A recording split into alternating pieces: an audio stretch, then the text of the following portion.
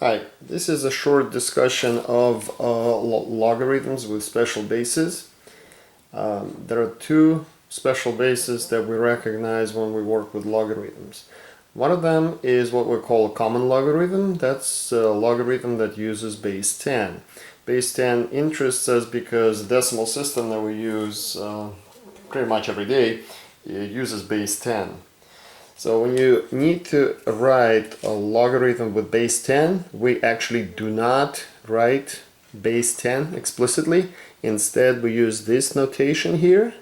And if you ever see a logarithm that has no base explicitly written, like this one, that means automatically you can safely assume that this is base 10.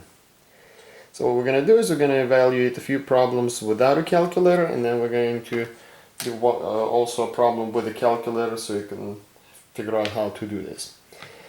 So log, if you see this is base 10, so we need to think about base 10 to what power gives you 1000.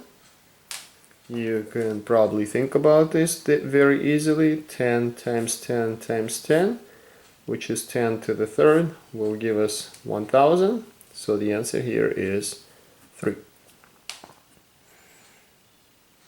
Similar thing here, a million is 10 to 1000. That's going to be 10 to the power 6.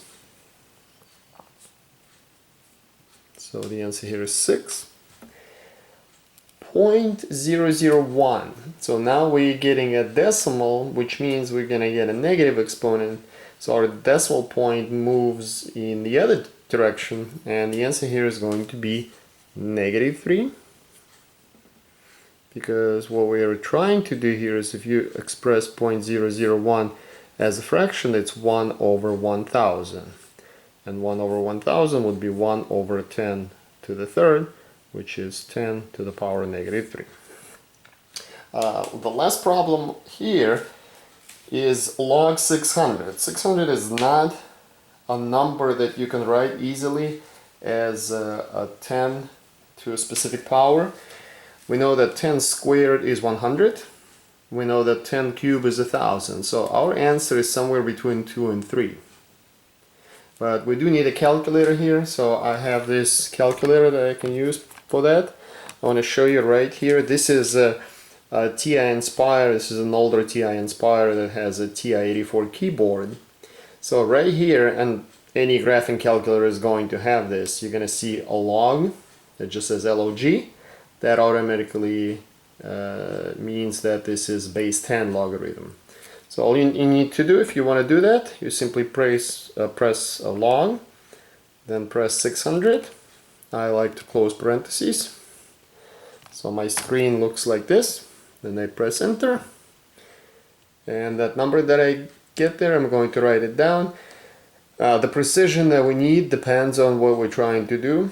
I usually like to round my answers to the nearest thousandth, so that's 3 decimal places. So my answer is going to be 2.778. So I'm going to write 2.778. I do want to show you one thing so you can understand it better. How do you check this? Because it's not as obvious as the other problems. What we're going to do is we're going to say, okay, so if I take 10 and raise it to the power of 2.778, when I press enter I should get a number that's going to be pretty close to 600. How close depends on how accurate, how close our answer is when we rounded it, but we get 599.79, that's almost 600, so this is a very, very good estimate. Okay. Alright, so that's as far as common logarithms. Now let's take a look at something called natural logarithm. Natural logarithm is the one that uses base e. This is a mathematical constant that approximately equals 2.71828. It's an irrational number, it goes on forever, but it's a very important number in mathematics. And it's used in a lot of areas such as science, finance, physics, etc., etc.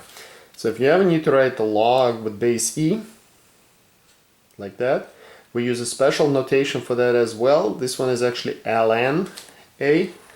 So when we work with that, this is the notation you are going to see. That means the base here is e, and we do not use that notation at all. One challenge that you're going to have here is, since e is an irrational number, it is very difficult to find problems here that are going to be easy to do without a calculator, although you may occasionally have some. Mostly in problems like this, you will use some kind of a property of logs. So here, the first problem, we're going to do the first two without a calculator. This is a logarithm, a natural log of e to the third power. So we're trying to see e to what power is e cubed.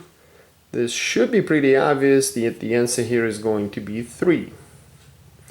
Why? Because we're trying to see e to what power equals e to the third, and I think this relationship here is pretty obvious.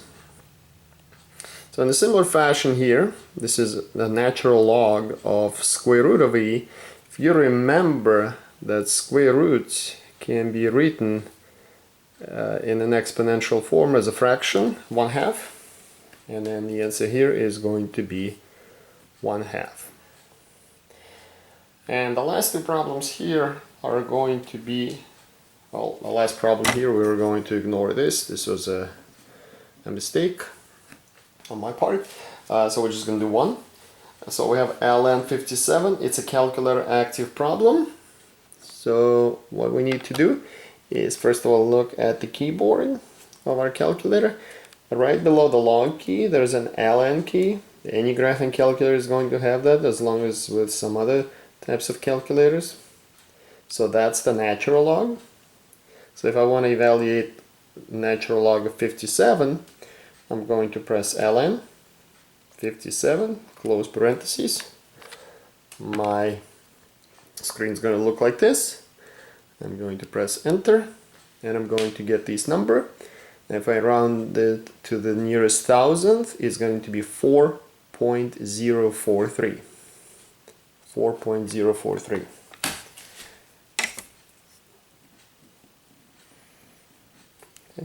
How do you check this answer, see if it's correct? Most of the time, right above ln, which would be the second register of this, you see e to the x, because they're related to each other. So if I'm going to press second ln, which is actually going to recall e to the power, then I'm going to see this on my screen. And then I'm going to put my exponent for 0.043, close parentheses.